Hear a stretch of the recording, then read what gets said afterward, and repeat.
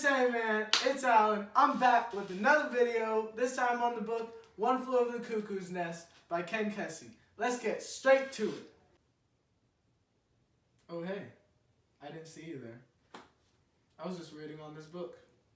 Great book, love it, fantastic novel.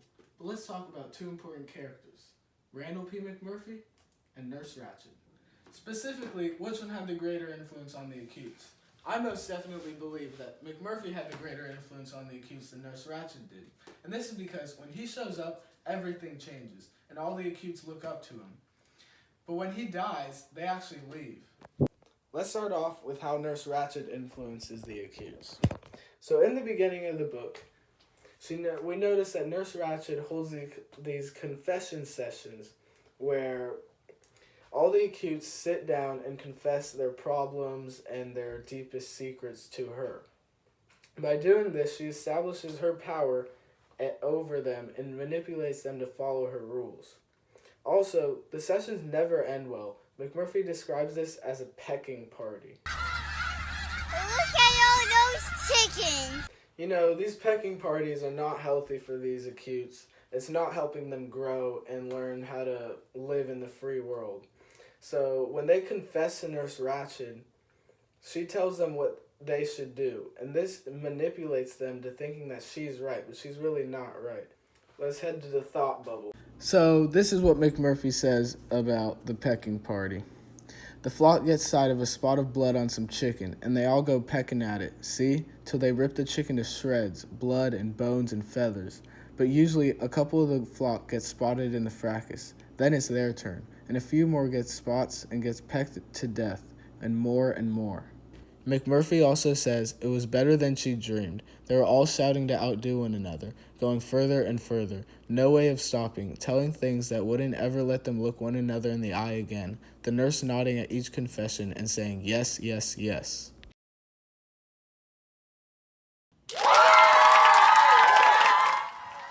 Y'all know I got a little fly from my boy McMurphy. Alright, anyway, when this man entered the ward, he completely changed it from the first day.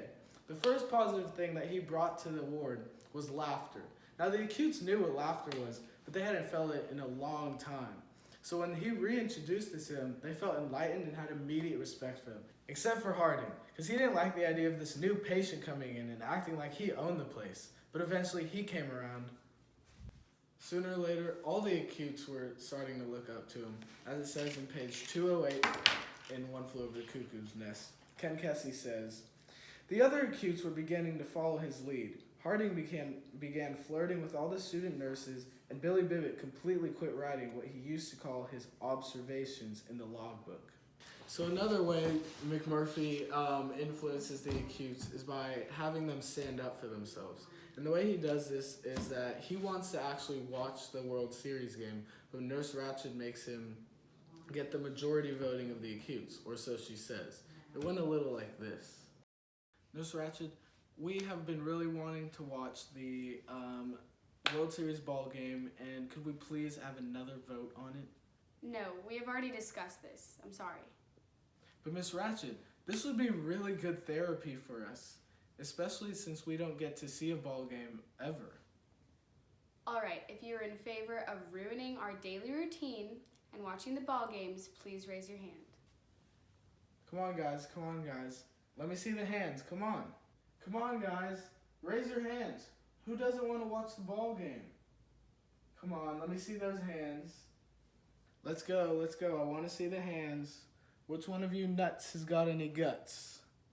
Come on, I want to see them up, guys. Oh, looky here. We got one guy. Let's go. Come on, everyone up. Miss Ratched, look, we got all the votes. Now can we watch the World Series baseball game? I'm sorry, I only see 9 votes. There are 18 patients in this ward, and you need the majority. We need to move Lonzo. That ain't no problem. Huh? That ain't no problem. So you're telling me I have to get one of these people to raise their hand?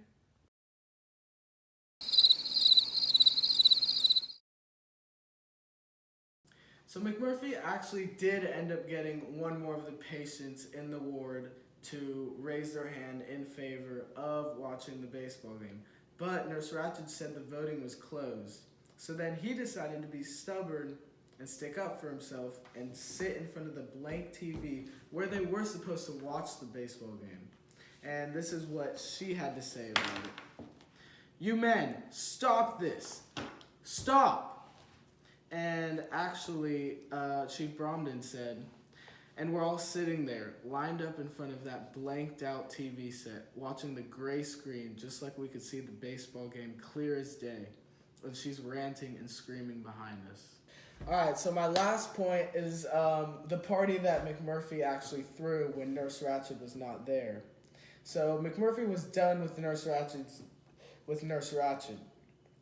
And he wanted to show the Acutes what freedom was actually like. So he invited some girls over, and they brought some drinks, and things got crazy. McMurphy hooked up Billy Bibbit with this chick and took her into a room. And who knows what happened after that. Anyway, everyone had a blast. They'd never experienced this feeling before. This shows how brave and fearless McMurphy is and how great of a leader he can actually be. Okay, y'all. Let's talk about who had the greater influence on the Acutes, Nurse Ratched or McMurphy. I think it's pretty obvious, but I mean, I guess I can break it down for y'all. Basically, McMurphy. So he was such a great dude. He told the Acutes so many things that can help them throughout their life, and it really stuck with them in their hearts, you know? He really changed them.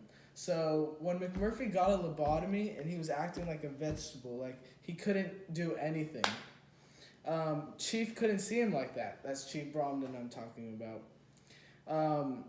So Chief Bromden suffocated him and actually killed him. But it was for the best.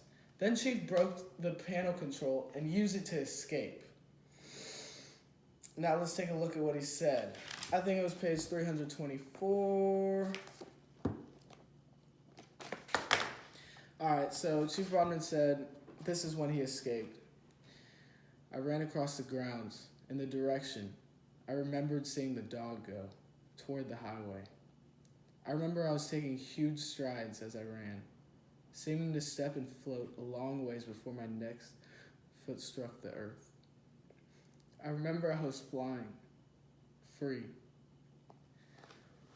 Whew! That was really touching. That was beautiful. But, you know, Chief Bromden wasn't the only one to leave or escape. The other Acutes actually checked out because they were there voluntarily, which meant that they sign in and sign out every day. So, in conclusion, McMurphy taught them well and had the greater influence. Alright guys, that was it. Thanks for watching. I'll see y'all soon. Take care.